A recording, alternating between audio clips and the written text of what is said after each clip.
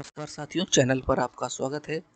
आज के वीडियो में हम 1833 के चार्टर एक्ट के बारे में पढ़ेंगे और इसमें जानेंगे कि इसमें प्रमुख क्या प्रावधान किए गए और इसके आने के कारण क्या थे और इससे क्या प्रभाव पड़ता है। देखिए, 1833 का चार्टर एक्ट्स का जो मेन कारण तो सबसे पहले तो एक कारण ये होता है कि जो 1813 का जो चार्टर एक्ट था उसमें जो कंपनी को व्यापार की जो अवधि थी 20 वर्षों की, वह समाप्त होने वाली होती है। दूसरा प्रमुख कारण था कि इंग्लैंड की औद्योगिक क्रांति के कारण जो है एक बने सामानों के लिए जो बनते हैं उसके लिए बड़े बाजार की आवश्यकता होती है और उसे कच्चे माल की भी आवश्यकता होती है। तो इसलिए जो है इंग्लैंड में मुक्त व्यापार की नीति के आधार पर बड़ी मात्रा में उत्पादित माल हेतु बाजार के रूप में भारत जैसे बड़े देशों की आवश्यकता थी। इन्हीं सबको बात को ध्यान में रखते हुए ईस्ट इंडिया कंपनी ने जो है वो अपने व्यापारिक अधिकारों को बढ़ाने के लिए ब्रिटिश संसद से मांग करती है और इन्हीं मांग के परिणाम स्वरूप ही 1833 का चार्टर एक्ट आता है। ठीक है, इस 1833 के चार्टर एक्ट को बच्चों सेंट हेलेना एक्ट भी कहा जाता है। सेंट हेलेना एक्ट के नाम से भी जाना जाता है। सेंट हेलेना बहुत ही ज़्यादा महत्वपूर्ण स्थान रखता है। ये दक्षिण अटलांटिक महाद्वीप यानी दक्षिण अटलांटिक महासागर में एक छोटा सा द्वीप था जो कि ज्वालामुखी निर्मित द्वीप था और इसको इसलिए ये पहले जो था ये ईस्ट इंडिया कंपनी के मतलब के कंट्रोल में रहता है। ईस्ट इंडिया कंपनी के कंट्रोल में ये जो द्वीप है वो रहता है और इसका इतिहास में देखें तो इसके बहुत ज़्यादा इससे घटनाएं जुड़ी हुई हैं। पहली घटना तो है कि नेपोलियन को इसी में बंदी बना के रखा गया था और नेपोलियन की मौत भी इसी द्वीप में हो जाती है। दूसरा कि ये जब व्यापारी जो जहाज आया करते थे उनके रुकने के लिए एक प्रमुख स्थान होता था क्योंकि काफ़ी लंबा सफ़र होता था तो ये पड़ता था बीच में। तो यहाँ पर जो अपने बेड़ा जो उतार के यहाँ पर विश्राम करते थे या फिर कुछ और फिर इसके बाद वो पूर्वी देशों की ओर बढ़ते थे। तो इस अधिनियम के द्वारा ही ये जो द्वीप था वो ईस्ट इंडिया कंपनी से ब्रिटिश क्राउन को जो दे दिया जाता है। तो इसलिए इस एक्ट को सेंट हेलेना एक्ट भी कहा जाता है। अब जान लेते हैं प्रावधान जो कि परीक्षा की दृष्टि से सबसे ज़्यादा महत्वपूर्ण है। 1813 के चार्टर एक्ट में व्यापारिक एकाधिकार समाप्त हो जाता है सिर्फ चाय और चीन देश के व्यापार को छोड़कर। लेकिन इस एक्ट में 1833 के चार्टर एक्ट में चाय पर भी एकाधिकार और चीन देश से भी एकाधिकार ब्रिटिश ईस्ट इंडिया कंपनी से छीन लिया जाता है। ठीक है, और आप देखेंगे कि अब इस प्रकार से जब व्यापार एकाधिकार छीन लिया जाता है तो एक कंपनी का जो मुख्यतः जो कमर्शियल काम होता है, व्यापारिक काम, अब वो खत्म हो जाता है और सिर्फ पॉलिटिकल कार्य बचता है। तो अब कंपनी जो है मुख्यतः यह पॉलिटिकल काम देखेगी, यानी कि अब ये कंपनी जो है शासकीय कार्य भारत में देखेगी। इसका जो प्रमुख कार्य है वो शासकीय कार्य ही रह जाएगा। कमर्शियल एकाधिकार समाप्त हो जाने के बाद कमर्शियल राजस्व भी खत्म हो जाता है, ये पता है, और अब सिर्फ पॉलिटिकल राजस्व के माध्यम से ही जो कंपनी जो कुछ भी अर्न करेगी या फिर जो भी ये लाभ कमाएगी। अब आप सोचेंगे कि अब क्या होगा। जैसे आप जानते हैं कि ये कोर्ट ऑफ डायरेक्टर थे, कोर्ट ऑफ डायरेक्टर आप सीओडी बोल दीजिए, और इधर ये बोर्ड ऑफ डायरेक्टर थे, ये बोर्ड ऑफ कंट्रोल बोल सकते हैं, बीओसी। तो ये कमर्शियल काम देखते थे सीओडी और बीओसी जो ऑफिशियल काम मतलब ये पॉलिटिकल काम देखते थे। तो अब क्या होगा जब ये कमर्शियल काम जब खत्म हो जाता है तो अब सीओडी क्या करेगी। तो ये प्रावधान किया जाता है कि ये अब जो पॉलिटिकल जो काम है वो बीओसी और सीओडी दोनों मिलकर काम करेंगे, यानी कि अभी भी सीओडी यानी कोर्ट ऑफ डायरेक्टर्स को खत्म नहीं किया जाता है। ठीक है, तो पहला पॉइंट नोट कर लीजिए कि इस एक्ट के माध्यम से जो है कंपनी का चीन देश से व्यापार का एकाधिकार और चाय का भी एकाधिकार समाप्त हो जाता है। ठीक है, अगला पॉइंट देखते हैं। भारतीय प्रदेशों तथा राजस्व पर कंपनी का अधिकार 20 वर्षों के लिए बढ़ा दिया गया और कंपनी को एक ट्रस्टी के रूप में प्रतिष्ठित किया गया। यानी कि अब जो व्यापार की अवधि है वो 1833 से 53 के लिए हो जाता है। एकाधिकार खत्म हुआ था, व्यापार करने का वो नहीं खत्म हुआ था, अधिकार नहीं खत्म हुआ था। ठीक है, मोनोपोली खत्म हुई थी उनकी, लेकिन वो खुद व्यापार कर सकती थी, ऐसा प्रावधान था।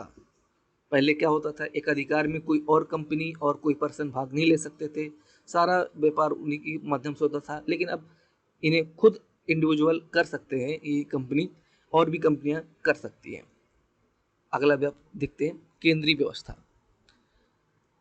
आप देखेंगे यह जो चार्टर एक्ट के माध्यम से एक भारत में केंद्रीय व्यवस्था का शुरुआत पड़ जाती है, क्योंकि आप जो इसमें एक्ट के माध्यम से एक जो है बंगाल के गवर्नर जनरल को, ठीक है, बंगाल का जो गवर्नर जनरल था उसे अब संपूर्ण भारत का गवर्नर जनरल बना दिया जाता है। मतलब कि वो जो जीजीबी था अब वो जीजीआई बन जाता है, गवर्नर जनरल ऑफ इंडिया। इस प्रकार से उस समय लॉर्ड विलियम बेंटिंग भारत के प्रथम गवर्नर जनरल बनते हैं। ये लॉर्ड विलियम बेंटिंग है, तो प्रश्न पूछता है भारत के प्रथम गवर्नर जनरल कौन थे, तो लॉर्ड विलियम बेंटिंग। दूसरा इसमें मेन काम होता है कि मद्रास और बॉम्बे के गवर्नर जो होते हैं उनकी जो प्रेसिडेंसी होती है उनकी विधायी शक्तियां छीन ली जाती हैं। यो उनकी जो विधायी शक्तियां, विधि बनाने की शक्तियां अब छीन ली जाती हैं। एग्जीक्यूटिव पावर उनके पास रहती है, लेकिन वो जो रूल बनाने की, कानून बनाने की जो शक्तियां होती हैं उन्हें अपने प्रेसिडेंसी में वो छीन ली जाती है, क्योंकि काफ़ी ज़्यादा दिक्कतें का सामना करना पड़ता था। देखिए कैसे सामना करना पड़ता था। एक तो आप देख लीजिए, जो गवर्नर हैं उनके जो रूल बनते थे, इसके बाद जीजीबी के रूल बनते थे, इसके बाद ब्रिटिश मतलब कि संसद के द्वारा जो रूल बनते थे, तो तीन रूल आपस में टकराते रहते थे और इसमें कोई भी चीज़ें मतलब कि क्लियर नहीं हो पाती थी। तो इस प्रकार को मतलब कि स्पष्ट रूप देने का प्रावधान इसमें किया गया है कि जो झंझट जो सामने मिलता था, एक दूसरे से टकराते थे, कि इसको ख़त्म ही किया जाए। तो इस प्रकार से जो है मद्रास और बॉम्बे के गवर्नर से विधि बनाने की शक्ति छीन ली जाती है। ठीक है, एक आप फिर से देखेंगे, एक जो गवर्नर जनरल की काउंसिल है जिसमें 3 मेंबर थे, प्रारंभ में 4 थे लेकिन बाद में 3 मेंबर हो जाते हैं। अब उसमें एक सदस्य बढ़ा दिया जाता है, यानी कि अब फिर से अब गवर्नर जनरल की जो काउंसिल होती है उसमें 4 सदस्य हो जाते हैं, लेकिन ये चौथा सदस्य एक स्पेशल सदस्य होता है। मतलब ऐसा है कि नॉर्मल सदस्य नहीं होता है, ये जो सदस्य होता है विधि विशेषज्ञ होता है, यानी कि कानून वेत्ता होता है, उसे काफ़ी ज़्यादा कानून का ज्ञान होता है, नॉलेज होता है। तो अब इस प्रकार से उसको रखा जाता है कि वो उन्हें कानूनी मदद करेगा, कानूनी सहायता प्रदान करेगा। तो इसका मूल काम यही होता है सीओडी और बीओसी को कानूनी सलाह देना। तो ये जो चौथा जो सदस्य था, वो पहला जो बंदा था जो चुना गया विधि विशेषज्ञ के रूप में, वह सदस्य का नाम होता है लॉर्ड मैकाले। ठीक है, लॉर्ड मैकाले का आपने नाम सुना होगा। और इसी जो एक्ट में के अनुसार प्रथम विधि आयोग का भी गठन होता है, और जो विधि आयोग का जो अध्यक्ष होता है जो पहला, वो लॉर्ड मैकाले ही होता है। और इसी जो विधि आयोग की रिपोर्ट होती है, इसके आधार पर ही 1837 में इंडियन पैनल कोड का प्रलेख तैयार किया जाता है, जिसको बाद में संशोधित करके 1860 में कानून का रूप धारण कर लिया जाता है। ठीक है, तो यानी कि विधि आयोग का भी गठन भी हुआ इसी एक्ट के माध्यम से, और इंडियन पैनल कोड का भी जो जन्म इसी के माध्यम से हुआ। ठीक है, चलिए अब आगे बढ़ते हैं। आगे क्या अगला जो प्रावधान है, तो इस एक्ट के द्वारा पहली बार सिविल सेवकों के चयन के लिए खुली प्रतियोगिता का आयोजन करने का प्रयास किया गया। ठीक है, इस बिंदु को याद कर लीजिएगा, प्रयास किया गया। भारतीयों को किसी भी पद, कार्यालय और को हासिल करने से नहीं रोका जाएगा, यानी कि भारतीयों को भी वह जो सारे अधिकार मिलने चाहिए। लेकिन बोर्ड ऑफ डायरेक्टर्स जो है इससे जो एग्री नहीं करते हैं, जिसके कारण यह जो प्रावधान है ये लागू ही नहीं हो पाता। यानी कि एक प्रावधान तो किया जाता है लेकिन इफेक्ट्स में ये प्रावधान नहीं हो पाता है, इफेक्ट्स में नहीं हो पाता। ठीक है, यानी कि ये एक्ट जो ये प्रावधान है लागू नहीं होता। अगला देखते हैं 1833 के चार्टर एक्ट्स में दास प्रथा जो थी उसको भी वो है कि एक गैर कानूनी रूप में घोषित करने का प्रावधान किया गया कि और निर्देश दिया गया कि इससे निपटा जाए, ये बहुत ही बेकार चीज़ है, इसे ख़त्म किया जाए। तो ऐसा चार्टर एक्ट में प्रावधान था और इसी के आधार पर 1843 में दास प्रथा को, उस समय जो गवर्नर जनरल थे लॉर्ड एलनबरो के समय, दास प्रथा उन्मूलन एक्ट लाया जाता है और दासता को जो अवैध घोषित कर दिया जाता है और दासों की दशा में सुधार करने का बात कही जाती है। तो ये प्रश्न भी बनता है कि 1843 में लॉर्ड एलनबरो के समय दास प्रथा का उन्मूलन होता है। तो हमने इस प्रावधान के बारे में पढ़ लिया। अब आगे देखते हैं। तो ये जो हमने फैक्ट्स पढ़े, ये 1833 से जो चार्टर एक्ट है उससे जो महत्वपूर्ण जो प्रावधान थे इनके बारे में हमने जान लिया। अब आप जानते हैं कि प्रांतीय काउंसिल का क्या होता है। प्रांतीय काउंसिल मतलब कि वही जो मद्रास प्रेसिडेंसी और ये बम्बई प्रेसिडेंसी हैं, अब ये महत्वहीन हो जाती है क्योंकि इनकी जो विधि बनाने की जो शक्ति है वो छीन ली जाती है। तो अब प्रांतीय काउंसिल का कोई महत्व नहीं रह जाता है। चलिए अब आगे देखते हैं और इसको क्या क्या कहा जाता है। देखिए 1833 के जो चार्टर एक्ट है उससे पहले जो भी एक्ट बनते थे, जो भी नियम बनते थे, उन्हें रेगुलेटिंग एक्ट कहा जाता था। ठीक है, और अब इसके बाद अब जो इसके अंतर्गत अब जो बनेंगे, जो नए नियम बनेंगे, अब उन्हें ये एक्ट कहा जाएगा। ठीक है, और ये भी सुनिश्चित किया जाता है कि अब भारतीय प्रदेशों का प्रशासन ब्रिटिश सम्राट के नाम से किया जाएगा। ये जो और भी चीज़ें थी। इसके बाद आगे देखते हैं इसका जो और क्या प्रावधान है। इन सब के बारे में हमने पहले ही देख लिया कि लागू नहीं हो पाता है। और एक चीज़ और देख लीजिए, ईस्ट इंडिया कंपनी का जो नाम था वो बदलकर company of merchants of India कर दिया जाता है। यानी 1813 में भी कंपनी का नाम चेंज होकर ईस्ट इंडिया कंपनी बनता है। अब जो 1833 का जो चार्टर एक्ट है उसमें अब ईस्ट इंडिया कंपनी का नाम चेंज होकर company of merchants of India कर दिया जाता है। ठीक है, अब हम इसका महत्व जान लेते हैं। इस चार्टर एक्ट का जो है क्या महत्व है। देखो, इस एक्ट के माध्यम से भारत में सरकार का वित्तीय, विधायी एवं प्रशासनिक रूप यानी तीनों रूप से केंद्रीकरण करने का प्रयास किया गया। ठीक है, केंद्रीकरण करने का प्रयास किया गया क्योंकि अब जो है, अब जो कंपनी का जो अलग से जो कमर्शियल जो शासन था वो तो खत्म ही हो जाता है और अब एक प्रकार से ये जो शासकीय शासन चलेगा वो तो सीधा ब्रिटिश क्राउन के अंतर्गत उसके आदेश पर सीओडी और बीओसी मिलकर करेंगे। तो यानी कि आप समझ गए कि अब धीरे धीरे जो है भारत में केंद्रीकृत शासन जो है उसकी व्यवस्था का आरंभ होता है और द्वैध शासन जो है वो कमजोर होता है। चलिए अब देखते हैं कि आगे देखते हैं, ये इसके जो प्रावधान थे और इसका जो महत्व था। अब इसके हम अभ्यास प्रश्न देख लेते हैं और उन्हें हल करने का प्रयास करते हैं। प्रश्न है आपकी स्क्रीन पर, which among the following are correct about charter act of 1833, यानी 1833 के चार्टर एक्ट के संबंध में निम्नलिखित में कौन से कथन सत्य हैं। पहला है, it deprive the governor of Bombay and Madras of the executive power.